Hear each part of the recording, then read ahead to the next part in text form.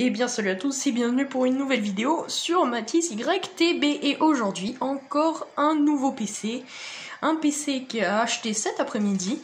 Donc on est sur un PC de bureau tout à fait classique. Mais vous verrez que j'ai eu pas mal de surprises. Donc je vais vous faire le tour du propriétaire. Donc c'est un HP Media Center PC. Toujours un peu compliqué le nom chez HP, hein. On a l'habitude maintenant. Avec Windows Vista d'installer, donc sur mon écran principal connecté en VGA bien entendu. On a au niveau du processeur, on a un AMD 64 Live, si vous pouvez le voir. Au niveau de l'alimentation, on a une 450 watts de chez Antec. Donc, je vais vous la montrer.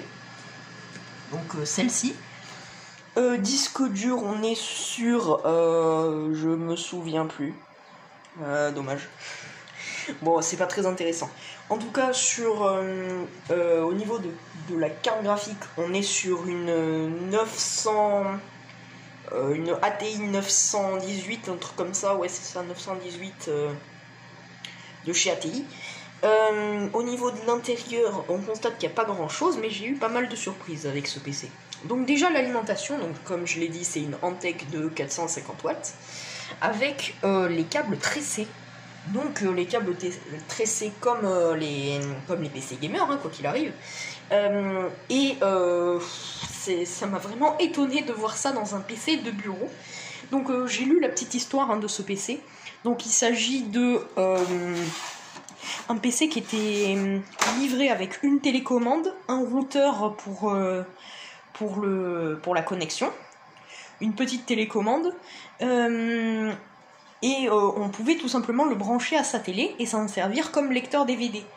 Il a d'ailleurs un lecteur DVD juste là, donc tout ce qu'il faut, hein, avec le Fire, non pas le Firewire, c'est pas là, le Smart Media, les compacts flash, les cartes SD, tout ce que vous voulez.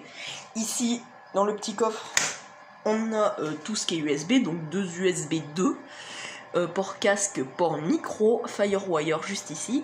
Les deux couleurs là, c'est de l'audio, donc le RCA mono. Ensuite, on a du composite et du S-Vidéo. Donc c'est tout pour les ports, bah, c'est déjà pas mal, hein. Donc également il était livré d'origine avec son clavier, sa souris sans fil pour pouvoir pianoter depuis son canapé. C'était vraiment un PC exprès pour ceux qui n'aimaient pas trop se déplacer sur un bureau. On peut le voir sur l'image juste ici. Et ben voilà, hein, c'est... Là on a pour mettre un disque dur, c'est le rangement pour mettre le disque dur. Pareil, ultra bien protégé. Bouton power juste ici. Et on a pas mal de câbles, on peut constater ça juste ici. On a une grosse carte graphique en passif. Donc c'est pas mal, hein, vu qu'elle fait pas de bruit, comparé aux ATI que j'avais eu dans l'HP Pavillon par exemple. Ici on a un truc que c'est la première fois que je vois ça sur un ordinateur. Une sonde de température avec un petit bouton, vous l'aurez compris, pour faire tourner le ventilateur à des vitesses folles. Donc moi je préfère le laisser au minimum, déjà qu'il fait pas mal de bruit par rapport au Dell Optiplex. Je préfère le laisser au minimum. On a également ici pour ranger les CD qu'on voulait mettre. C'est ensuite pour les mettre dans le lecteur. Donc le disque dur, on le verra pas parce qu'il est derrière le HP Pocket Media Drive. Vous l'aurez compris, c'est très compliqué à prononcer. C'est tout simplement ce truc là pour mettre le disque dur, comme je l'ai dit. Ensuite, qu'est-ce qu'on a d'autre? Petit ventirad très bruyant. Deux barrettes de je ne sais pas encore combien. Faut dire, ce PC je l'ai depuis vraiment pas longtemps. Un ventilateur à l'arrière. Sur la carte graphique, pareil, j'ai été surpris par rapport à ça.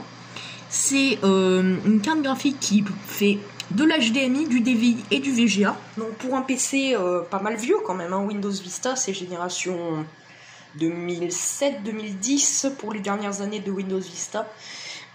Ça fait quand même pas mal vieux, alors que moi je n'ai tout simplement pas de carte graphique sur mon PC. Et ça c'est un petit peu dommage, sur mon PC principal, je vais dire. Ensuite, petit lecteur DVD tout là-haut, donc classique. Et ben voilà, c'était juste pour vous présenter ce HP Media Center. Donc c'était comment dire, un PC pour entreprise un petit peu quand même. Hein. Oui, ça fait vraiment plus PC pour entreprise. Donc il marche nickel, hein, comme d'habitude, avec Windows Vista. Donc c'est la première fois que je découvre Windows Vista de mes propres yeux. J'avais jamais eu surtout de PC avec Windows Vista. Et donc ben voilà, vous pouvez regarder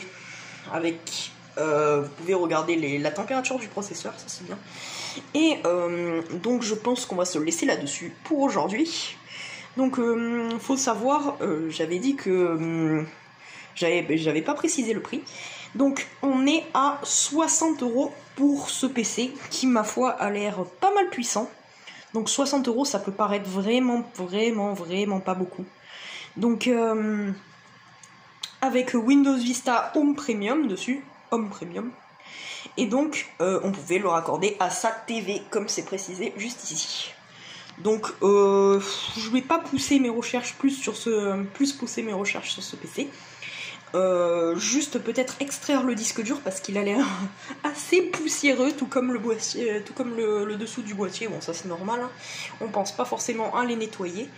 Et donc, ben moi je vous dis à plus pour une prochaine vidéo. Donc, du côté de ce PC, je vais surtout m'en servir pour stocker mes DVD, lire les DVD avec le lecteur qui est juste ici.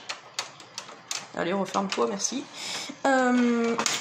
Ouais, je vais m'en servir plus pour lire les lecteurs DVD, comme il a beaucoup de petits ports cartes et tout, plus que le petit plex juste ici. Ça va beaucoup me servir. Ben voilà, je pense qu'on va se laisser là-dessus. Hein. Et moi, je vous dis à plus pour une prochaine vidéo. C'était Mathis. Ciao les amis.